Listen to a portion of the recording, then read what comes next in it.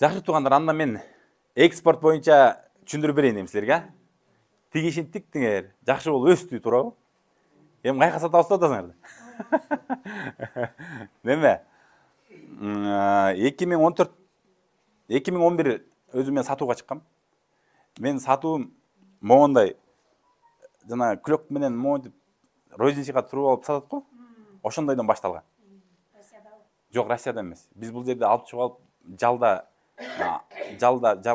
нижний жал менен средний жалда досум турчу, нижний жалда мен турчумун. Жанагындай остановкадан чыгып эле мындай элдер тапырап өткөн жер барго.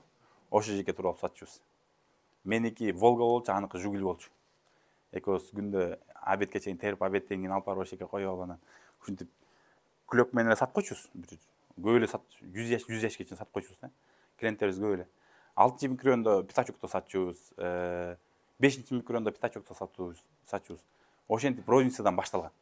Анан ошентип розница сатып жүрүп, анан кийин атам айтып калды, Алматага чыгарып көрбөйлү деп. Анан Алматага бир 60 яш заготовка кылып жөнөтүп, анан кийин башында биринчи кирген адамды сразу базар жейт да.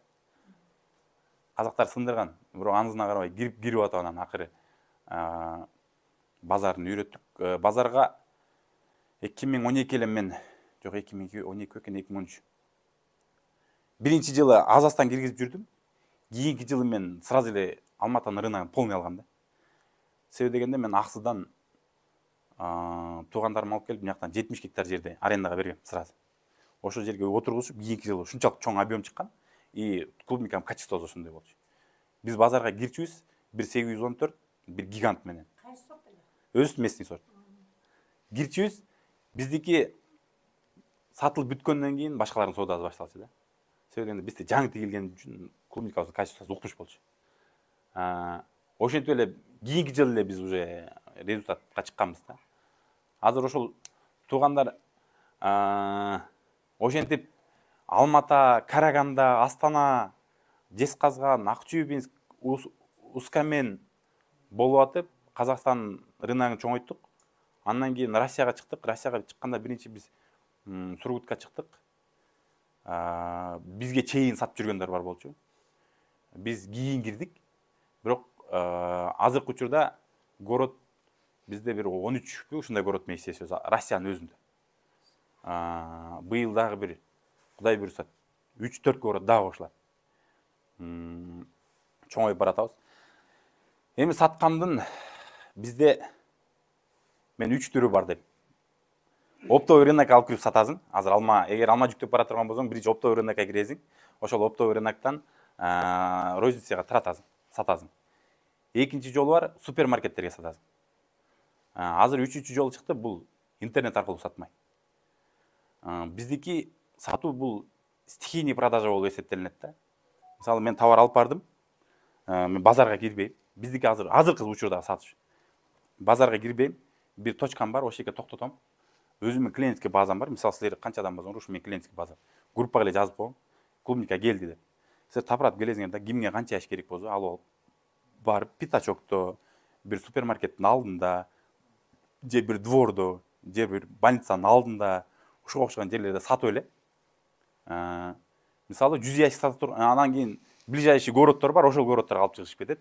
Бир 200 ящик, 300 ящиктен кылып. Анан ал жака алып барып, ошондой точкалар бар, ошол жерге сатып эле кайтып келет. Фураны ошентип эле бошотушат. Мисалы ящигине 200 рубльден стабильно калтырышат алар. 100 ящик сата турган кезде, бир күндө 100 ящик сата турган болсо, 20 000 рубль таза иштешет. Ошон үчүн алар кызык.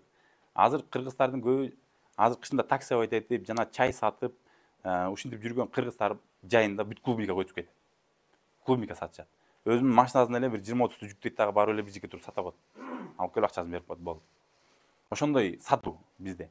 Кээ бар, азыр бизде Сургутта ошондой системада, Красноярскийде орустар көбүнчө. Основной оптовойду өзүнүн инилерибиз кармайт. Анан көбүнчө клиенттер орус аялдар. Алардын ар кимибизде жанагындай Instagram, ВКонтакте отурушат. Өздөрүнүн клиентский базасы бар. Болду, тигилерден алат дагы, бул жактан мисалы 800төн ящигин же 800-900төн алышат дагы 1,5 миңден сатышат алар. Алар страшно акча иштешет. Алар көбүнчө интернеттен сатат, байларга сатышат. Алар интернеттен жана ВКонтакте отурушат көбүнчө. Telegram, Instagram, Facebook ушуга окшондордон эле реклама берип коет. Өздөрүнүн клиентский базасы чоң алардыкы. Ошентип сатышат.